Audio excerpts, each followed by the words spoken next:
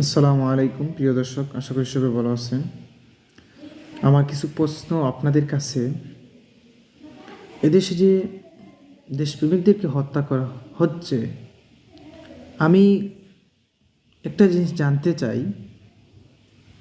এই দেশপ্রেমিকদের অপরাধটা কী? আজ দেশপ্রেমিকদেরকে হত্যা করা হচ্ছে, কিন্তু তাদের জন্য কোনো বিচারই ব্যবস্থা করা হচ্ছে না, সঠিক বিচার করা হচ্ছে না। যারা খুনি তারা দেশ পালিয়ে যাচ্ছে, নিরাপদে দেশ বর্ডার ক্রস হয়ে পালিয়ে যাচ্ছে। তার জন্য সরকার কী পদক্ষেপ নিল? এবং আমাদের দেশে 18 কোটি মানুষ থাকা সত্ত্বেও কেউ তো কোনো কঠোরভাবে প্রতিবাদ করতেছে না। এই যে ইনকিলাব মঞ্চ, এটা কি শুধু তাদের দায়িত্ব? হাদিবাইর হত্যার বিচারের জন্য কি শুধু তাদের দায়িত্ব?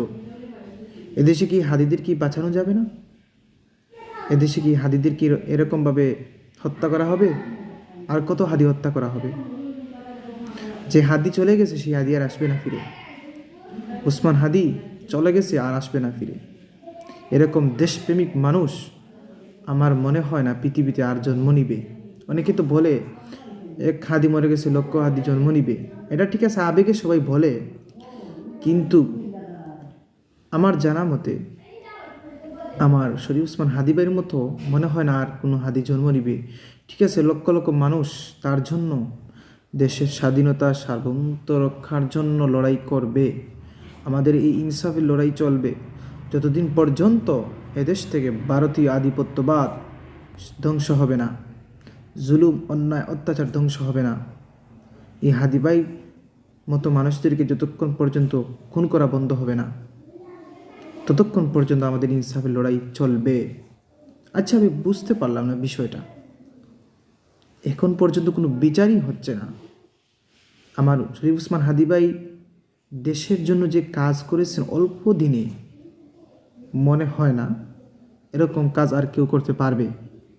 তিনি আমাদেরকে দায়ী করে চলে গেছেন, আল্লাহর কাছে চলে গেছেন, শাহাদত নসিব হয়েছে ওনার, তিনি বেঁচে গেছেন, আমরাই কিন্তু মরেছি। আমরা আসলে পাপিষ্ট।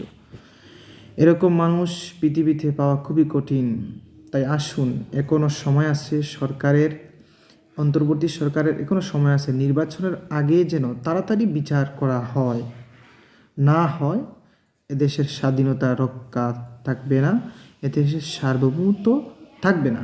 কারণ একটা দেশ টিকে থাকে এজন্যই যখন দেশের মধ্যে দেশপ্রেমিক মানুষ বেঁচে থাকে।